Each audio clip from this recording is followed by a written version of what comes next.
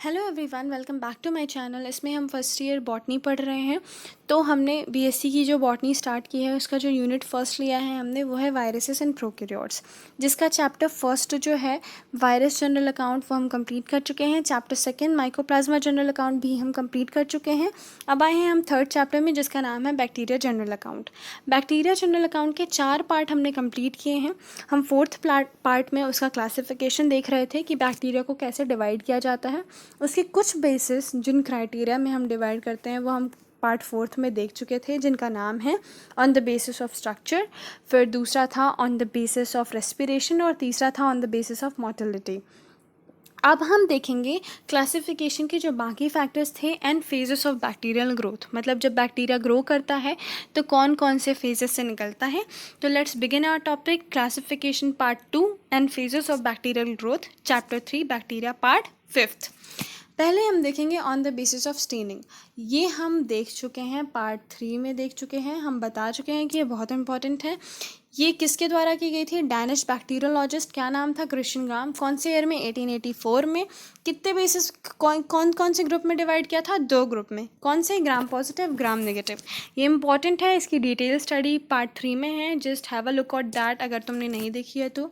फिर on the basis of cell structure, ये important है। जितने भी बेसिस हमने पढ़े उनमें से ये इंपॉर्टेंट है क्योंकि इसमें अलग अलग साइंटिस्ट ने अलग अलग जगह पे बैक्टीरिया को प्लेस किया, बैक्टीरिया के सेल के आधार पर कि उसकी जो कोशिका है उसकी संरचना कैसी है, इस आधार पर उसको अलग अलग कैटेगरी पे डिवाइड किया गया। ठीक है। No classification is unanimously accepted.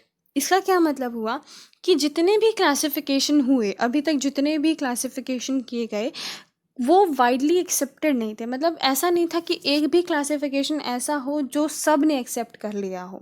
ठीक है। जैसे अभी हम जो सेल वाला पढ़ रहे हैं इसमें अलग अलग साइंटिस्ट आए, इन्होंने अलग अलग तरीके से बैक्टीरिया को क्लासीफाई किया, पर किसी भी पर जैसे एक ने क्लासीफाई किया तो बाकी सब उससे संतुष्ट नहीं हो रहे थे। ठीक है।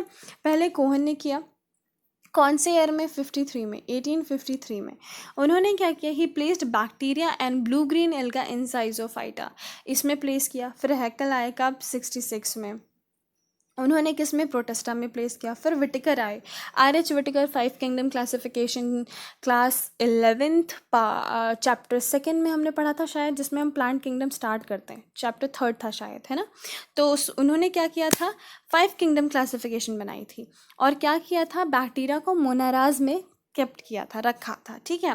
फिर आए ये बर्गीज साहब, ये इंपॉर्टेंट हैं। क्यों इंपॉर्टेंट हैं? क्योंकि ये माइक्रोबायोलॉजी में भी इनके ऊपर क्वेश्चन आता है कि बर्गीज मैनुअल बताओ। ठीक है।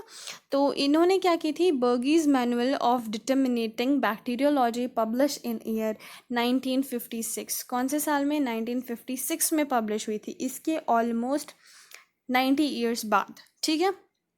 इस बुक को पब्लिश किया गया था। और ये बर्गीज क्लासिफिकेशन इंपॉर्टेंट है, इसके बारे में हम और भी पॉइंट्स देखेंगे नेक्स्ट स्लाइड में। तो सिर्फ अभी जो साइंटिस्ट हैं उनका नाम और उनके ईयर्स का नाम याद रखना, कौन कौन से ईयर में हुआ था। इन्होंने क्या किया था? He placed bacteria into the phylum Protophyta which include 2 classes.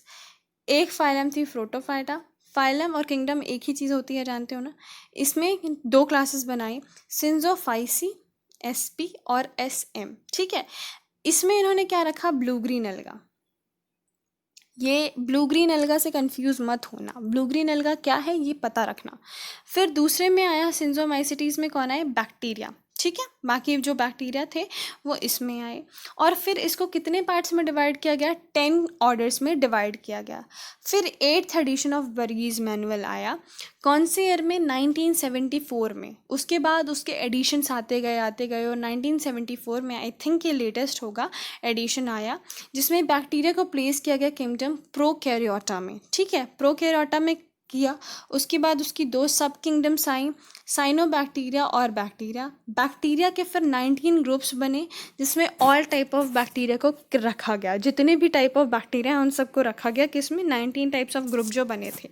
अब हम देखेंगे फेजेस इन बैक्टीरियल ग्रोथ। मतलब जब भी कोई बैक्टीरिया ग्रो करता है तो वो ऐसा नहीं है कि जैसे रखा और वो ग्रो करने लगा किसी भी तरीके से, नहीं। जब वो ग्रो करता है तो उसका एक कर्व बनता है, एक ग्राफ बनता है। ठीक है। जिस हिसाब से वो अपनी ग्रोथ दिखाता है। तो अब हम डिस्कस करेंगे कि वो ग्राफ कैसा बनता है, उसमें कौन कौन से फेजेस होते हैं, ठीक है। The increase in number of cell by a continuous duplication in a biotic community is called exponential और लॉगरिदम ग्रोथ। जब भी कोई बैक्टीरिया, ठीक है, कोई भी सेल कंटिन्यूस डुप्लीकेशन, इसको तुम रेप्लिकेशन भी कह सकते हो, कंटिन्यूस अपने आप का डुप्लीकेट बनाता है जब, तो उसको क्या कहते हैं, एक्सपोनेंशियल या फिर लॉगरिथम ग्रोथ कहते हैं। Bacteria exhibit a specific typical population growth pattern. जो बैक्टीरिया है वो एक ग्रोथ पैटर्न शो करता है। जैसे कोई भी कोई भी ऑर्गेनिज्म जो होता है वो जब ग्रो करता है तो वो अलग अलग तरीके से ग्रो करता है, ठीक है। लेकिन जो बैक्टीरिया है, वो जितने भी बैक्टीरिया तुम ग्रो करते हो तो हमेशा एक टाइप का ग्राफ शो करता है। स्पेसिफिकली बैक्टीरिया नहीं, सारे ऑर्गेनिजम्स ही शो करते हैं ऑलमोस्ट अलग अलग तरीके के ग्राफ। बैक्टीरिया एक स्पेसिफिक टाइप का ग्राफ शो करता है। The curve graph which is called as a growth curve, वो कर्व ग्राफ शो करता है जिसको क्या कहते हैं, ग्रोथ कर्व। 4 स्टेजेस होते हैं इसकी, ठीक है। जो इसकी पॉपुलेशन ग्रोथ रहती है उसकी 4 स्टेजेस रहती हैं, lag, log, stationary, death. Lag LA है, फिर लॉग में LO है, फिर स्टेशनरी है, फिर क्या है, डेथ, ठीक है। तो 4 ये फेजेस हो गई जिनके बारे में हमको डिस्कस करना है। तो पहले हम फेजेस का इंट्रोडक्शन पढ़ लेते हैं। सबसे पहले क्या होता है, इंट्रोडक्शन होता है। नो इंक्रीज इन पॉपुलेशन, जब लैग फेज होती है तो इंक्रीज नहीं होता पॉपुलेशन में, which means the number of natal cell is equal to mortal cells. Natal का मतलब होता है पैदा होना, मॉर्टल का मतलब होता है मर जाना, ठीक है।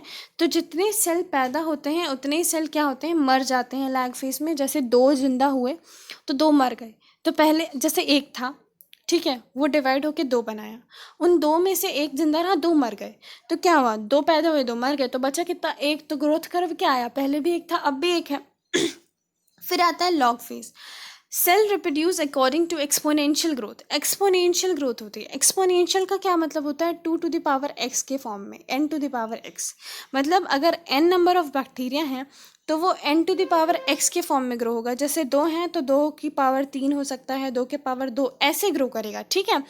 Logarithm rate and exhibit typical character of any species at the specific in stage. The natal rate is maximum due to the mortal rate is minimum. जो पैदा होने वाला रेट रहता है, जैसे 100 बच्चे पैदा हुए और मरे कितने, 2, तो ज़्यादा ग्रोथ होगी ना। Due to which increase in population take place by maximum rate. इसके कारण क्या होता है, बहुत जल्दी बहुत ज़्यादा तेज़ी से क्या होती है, पॉपुलेशन की ग्रोथ होती है। फिर आता है स्टेशनरी फेज। जो नेटल रेट है वो इक्वल टू हो जाता है मॉर्टल रेट के। आई एम सॉरी, जितने लोग पैदा होते हैं उतने ही लोग मरने लग जाते हैं। तो ये कौन सी फेज आती है, स्टेशनरी। फिर आती है death. Exactly is opposite of exponential stage. Rate of degeneration and death of the cell is maximum. अब देखो ये किसके अपोजिट होता है, लॉग के एग्जैक्ट अपोजिट होता है।